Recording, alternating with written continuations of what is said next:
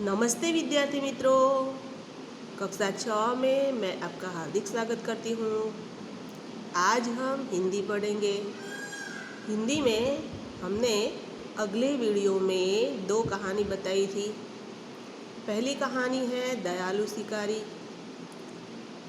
शिकारी कैसे शिकार करता है हिरण का और फिर हिरण की दशा को देखकर शिकारी को दया आती है और उन्होंने जहाँ पर गोली लगवाई थी वहाँ पर जो लहू निकल रहा था उसे देखकर दयालु शिकारी दयाने की वजह से उसे अस्पताल ले जाता है और मलहम पट्टी लगवाकर उसको ठीक कराता है। ये कहानी हमने देखी थी। अगले वीडियो में बातूनी कछुआ कहानी भी देखी। बातूनी कछुआ मतलब लपलपियों का वो, यानी बार बार बातें करता रहता है कछुआ, और बातें करने की वजह से उसकी क्या हालत हुई वो हमने कहानी में देखा।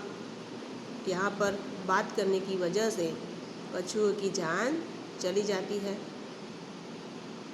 तीसरी कहानी प्यासा कौवा, वो भी हमने देखी कि एक कौवा जब प्यास लगती है तो वो अपनी प्यास कैसे बुझाता है, मेहनत करके, यानी कुंजे में कंकड़ डालकर वो अपनी प्यास बुझाता है। ये बात हमने अगले वीडियो में कहानी देखी थी। अब हम आगे बढ़ते हैं अगली कहानी की ओर। स्वाध्याय की जो अगली कहानी है उस अगली कहानी की ओर आगे बढ़ते हैं।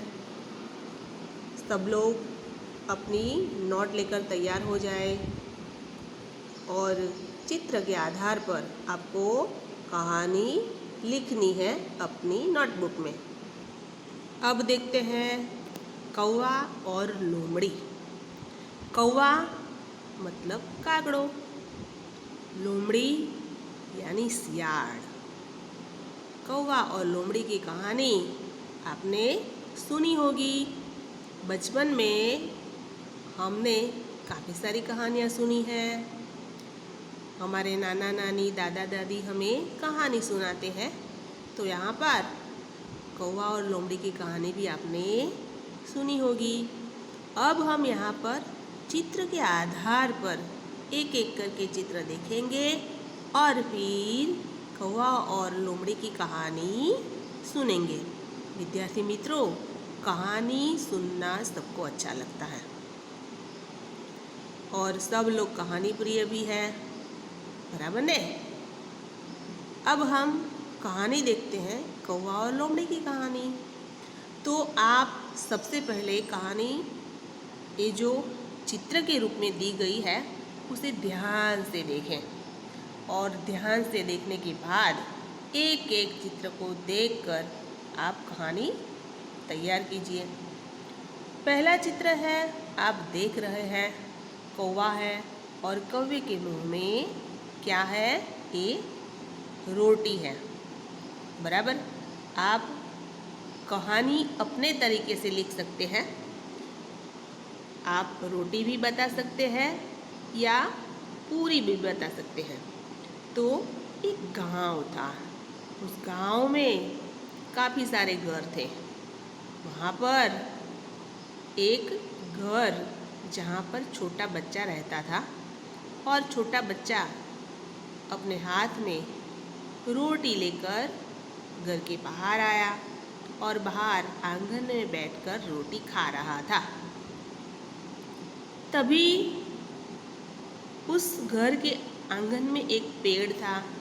उस पेड़ पर एक कौवा रहता था, यानी कौवे की नज़र उस बच्चे पर पड़ी। उस बच्चे के हाथ में रोटी देखकर कौवा उस बच्चे के हाथ में से रोटी छीन लेता है और फिर पेड़ पर बैठकर खाता है। इधर बच्चा रोता हुआ अपनी माँ के पास आता है और माँ से कहता है कि माँ यानी मम्मी, मेरी रोटी कौवे ने छीन ली। तभी माँ उसे उसे पुचकारती हैं और कहती हैं कि कोई नहीं, कोई बात नहीं बेटा, मैं तुझे दूसरी रोटी देती हूँ। और फिर उन्होंने दूसरी रोटी दी। दूसरी रोटी जब मिली तो बच्चा खुश हो गया और फिर खुश होता हुआ फिर से वो अपने आंगन में आया। इधर पेड़ पर जो कौवा बैठा हुआ था, वो बैठा हुआ कौवा जब बच्चे के हाथ में रोटी देखता है तो वो फिर से उस रोटी को छीन लेता है और रोटी को छीन कर दूर दूर जंगल में जाता है और वहाँ एक पेड़ पर बैठकर रोटी खाने की सोच रहा था। तभी पेड़ पर जब रोटी खाने की सोच रहा था, तभी एक लोमड़ी आई। आप देख सकते हैं ये जो दूसरा चित्र है और दूसरे चित्र में आप देख सकते हैं एक कौवा है और उसके मुंह में रोटी है, नीचे लोमड़ी है। इधर जो लोमड़ी आई थी वो लोमड़ी बहुत भूखी थी, वो भी खाने की तलाश में थी। वो लोमड़ी भी कई जगह घूम फिर कर आई, लेकिन उन्हें कुछ खाने को नहीं मिला था। वो लोमड़ी खट्टी द्राक्ष के जो वेले थे, यानी द्राक्ष लगी हुई थी, वहाँ पर भी गई, लेकिन ऊंचाई की वजह से उसे द्राक्ष नहीं मिली। तब भटकती हुई वो यहाँ जंगल में आती है और जंगल में ये जो लोमड़ी है वो लोमड़ी कौवे को देखती है, कौवे के मुंह में पूरी को देखती है और फिर मन ही मन सोचती है कि मैं कौवे से पूरी छीन लूँगी। इधर आप देख सकते हैं तीसरा चित्र। तीसरे चित्र में एक कौवा, उसके मुंह में रोटी है, इधर लोमड़ी बैठी हुई है, उसकी जो नज़र है वो नज़र कौवे की पूरी पर है। लोमड़ी सोचती है कि मैं कैसे कौवे की पूरी छीन लूँ और फिर लोमड़ी क्या करती है, कुछ तरकीब सोचती है ताकि कौवे के पास जो रोटी है वो रोटी नीचे गिर जाए और वो खा सके। अब हम आगे पहुंचते हैं चौथा जो दृश्य है उस दृश्य की ओर। वहाँ लोमड़ी आप देख सकते हैं कैसे कौवे का मन बहलाती है। लोमड़ी कौवे से कहती हैं कि कौवे भाई, आप तो बहुत सुंदर दिखते हैं, आपका रंग भी बढ़िया है और ये जो पूरी है आपके मुंह में, यानी रोटी है, आपके मुंह में बहुत अच्छी लगती है, यानी आप बहुत सुंदर दिख रहे हैं। आपका रंग तो सुंदर है, लेकिन अगर आप कुछ गाना गाए, मुझे गाना गाने की इच्छा हुई है, यानी सुनने की इच्छा हुई है, ऐसा लोमड़ी कहती है। अगर आप गाना गाकर मुझे सुनाए तो मुझे अच्छा लगेगा, ऐसा ये लोमड़ी कौवे को कहती है कि आप तो बढ़िया है, बहुत सुंदर दिख रहे हैं, आपका रंग भी बहुत सुंदर है, लोग तो कहते हैं कि आपका गाना भी बहुत बढ़िया है। आज मैं आपके पास से गाना सुनने आई हूँ, क्या आप कृपा करके मुझे गाना सुनाएंगे? लेकिन यहाँ पर जो कौवा था वो कौवा कैसा था? बुद्धिमानी कौवा था। तो बुद्धिमानी कौवा क्या करता है, उसे इशारा करते हैं। बुद्धिमानी था इसीलिए वो बोल नहीं पाया, क्योंकि अगर बोलेगा तो उसके मुंह से रोटी नीचे गिर जाएगी। इसीलिए कौवा उसे कहता है कि 1 मिनट, यानी अभी इशारे से कहता है कि रुक जाइए, मैं आपको गीत सुनाता हूँ। और फिर उन्होंने क्या किया, ये जो रोटी थी वो रोटी उन्होंने यहाँ अपने पैरों में दबा दी। यहाँ पर आप देख सकते हैं ये जो 5वां चित्र है, उस 5वें चित्र में आप देख सकते हैं कि कौवा कैसे रोटी अपने मुंह से निकालकर पैरों में दबा देता है और फिर एक कौवा गाना गाता है। ये जो डॉट्स दिख रहे हैं आप, यानी कौवा गाना गाता है। ये जो लोमड़ी है, लोमड़ी को गाना सुनाता है। इधर लोमड़ी समझ गई कि कौवा तो मुझसे चालाक है, मुझसे बढ़िया चालाक है, बुद्धिमानी भी है, वो मुझे रोटी नहीं देगा, इसीलिए वो निराश हो जाती है। आप देख सकते हैं ये जो चित्र है, इस चित्र में कि कैसे कौवा रोटी को दबा कर बैठा है और फिर गाना गाता है। इधर लोमड़ी गाना सुनती है, लेकिन उनकी नज़र कहाँ पर है? रोटी पर है। फिर ये जो लोमड़ी है, वो लोमड़ी कौवे को कहती है कि कौवा भैया, आप तो बहुत सुंदर गाना गाते हो, बढ़िया गीत है आपका, आपकी आवाज़ भी सुरीली है, लेकिन आप अगर डांस करते हुए मुझे कहानी यानी मुझे गीत सुनाए तो बहुत अच्छा लगेगा। लेकिन यहाँ पर कौवा बुद्धिमानी था। वो कहता है कि 1 मिनट रुक जाओ, मैं डांस के साथ गीत सुनाता हूँ। इधर कौवा क्या करता है? गीत सुनाने के लिए तैयार हो जाता है। लेकिन कौवा कैसा था? बुद्धिमानी था, चालाक था। इसलिए कौवे ने क्या किया? अपने मुंह में, अपने पैरों में जो पूरी दबा के यहाँ पर रखी थी, वो पूरी अपने मुंह में लेकर खाने लगा। इधर लोमड़ी समझ गई कि कौवा तो गीत भी सुनाएगा और डांस भी करेगा, लेकिन मुझे रोटी नहीं मिलेगी। इधर लोमड़ी निराश हो जाती है और वो निराश होती है, वहाँ पर थोड़ी देर तो रुक जाती है। इधर कौवा अपनी रोटी खा लेता है। तभी खाने के बाद वो गीत भी गाता है और डांस भी करता है, लेकिन यहाँ लोमड़ी निराश हो जाती है क्योंकि उसे न रोटी मिली। इतनी तारीफ तो की कौवे की उन्होंने, लेकिन उसे रोटी नहीं मिली, इसीलिए वो निराश हो जाता है। निराश हो जाती है लोमड़ी और फिर अपने रास्ते चले जाती है। तो विद्यार्थी मित्रों, यहाँ पर मैंने आपको ये बुद्धिमानी कौवे की बात बताई।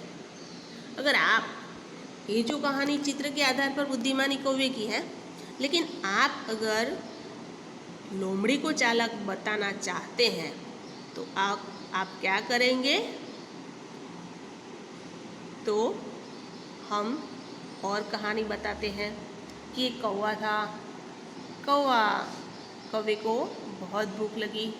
कहीं से वो पूरी ढूंढ कर ले आया और पूरी ढूंढने के बाद पेड़ पर बैठकर पूरी खा रहा था, खाने की कोशिश कर रहा था। तभी पेड़ के नीचे एक लोमड़ी आई और लोमड़ी ने कौवे के मुंह में पूरी देखी तो उसके मुंह में पानी आ गया, क्योंकि लोमड़ी भी भटक कर आई थी। अंगूर के जो वेले थे वो वहाँ पर जाकर आई थी, लेकिन वहाँ पर उसे अंगूर नहीं मिला। तब छी, खट्टा अंगूर कौन खाए, ऐसा कहती हुई वो यहाँ पर आई। कौवे के मुंह में पूरी देखकर उसका मन लालच से भर गया और फिर उन्होंने ठान लिया कि मैं कौवे के मुंह से पूरी छीन लूँ। और फिर कौवे की तारीफ करने लगी लोमड़ी। इधर कौवा आपको क्या बताना है?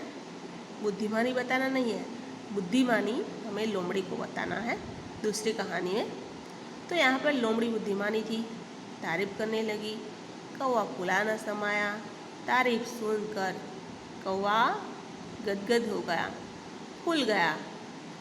वैसे तारीफ सबको अच्छी लगती है, इसी तरह कौवे को भी अच्छी लगी और फिर अपने मुंह में पूरी थी, उसका वो उसे भान ही न रहा और फिर वो जोर जोर से काव काव करने लगा। जैसे ही उन्होंने अपना मुंह खोला तब उसके मुंह से पूरी नीचे गिर पड़ी और फिर उस पूरी को उन्होंने क्या किया? लोमड़ी ने ले ली और लोमड़ी ने पूरी खा ली। तो इस तरह एक ही कहानी को आप अलग अलग तरीके से बता सकते हैं। प्यासा कौवा की कहानी भी बता सकते हैं, कौवा और लोमड़ी की कहानी भी बता सकते हैं, और चालाक लोमड़ी की कहानी भी बना सकते हैं।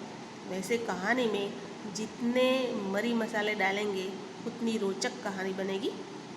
आप कहानी के पॉइंट को ध्यान में रखते हुए उसमें जो भी डालना चाहते हैं, जिसके जितने भी मुद्दे उमेर सकते हैं, लेकिन कहानी का जो भावार्थ है वो वही रहना चाहिए। और इस तरह आप कहानी बना सकते हैं। तो यहाँ पर हमने कौवा और लोमड़ी की कहानी देखी। अब हम आगे पहुँचते हैं। चौथा प्रश्न है हमारा, दूसरे और तीसरे में आपको यानी प्रश्न 2 और प्रश्न 3 में आपको कौन सी कहानी अच्छी लगी, क्यों? तो विद्यार्थी मित्रों, आपको दूसरी कहानी अच्छी लगी या तीसरी कहानी?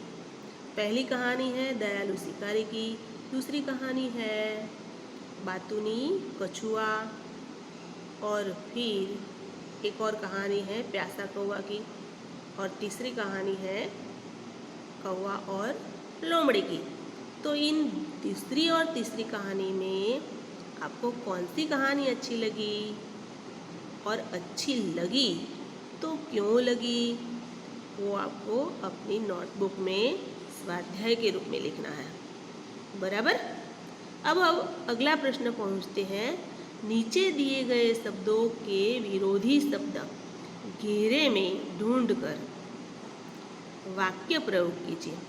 तो आपको क्या करना है, ये जो शब्द दिए गए हैं उन शब्द को आप लिखना है, और उन शब्द का विरोधी शब्द क्या है वो भी बताना है, और बताकर आपको वाक्य में प्रयोग करना है। बराबर। जैसे यहाँ पर दृष्टांत दिया है, उदाहरण दिया है कि दयालु,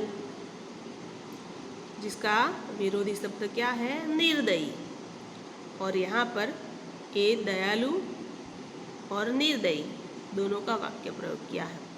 जैसे दयालु मनोज ने आहत चिड़िया को बचाया, यहाँ पर शिकारी निर्दयी होता है, शिकारी निर्दयी होते हैं। तो यहाँ पर ये जो शब्द दिए गए हैं उन शब्द का हमें क्या करना है, विरोधार्थी बताना है। जैसे थोड़ा तो ज़्यादा, थोड़ा यानी कम, थोड़ा तो समानार्थी कम, लेकिन विरोधी अगर पूछा जाए तो आप थोड़ा यानी ज़्यादा लिखेंगे। फिर अगला शब्द है निर्दयी। निर्दयी तो आप दयावान भी लिख सकते हैं। फिर मरण, मरण यानी जन्म, वो क्या हुआ उनका विरोधी शब्द। नाखुश का विरोधी शब्द खुश है। भलाई का विरोधी शब्द बुराई। अस्वस्थ का विरोधी शब्द स्वस्थ। खुशी खामोशी। खुशी नाखुशी, ऐसा भी लिख सकते हैं। चिंता, चिंता जो चिंता करता है, निश्चिंत उसका विरोधी शब्द। तो इस तरह यहाँ पर आप ये जो शब्द है उन शब्द का क्या करना है, विरोधी शब्द लिखना है, और इन विरोधी शब्द को वाक्य में प्रयोग करना है। बराबर। अब हम गृह कार्य में मैंने जो गृह कार्य बताया आपको वो लिखना है। जैसे ये जो कहानी है, ये कहानी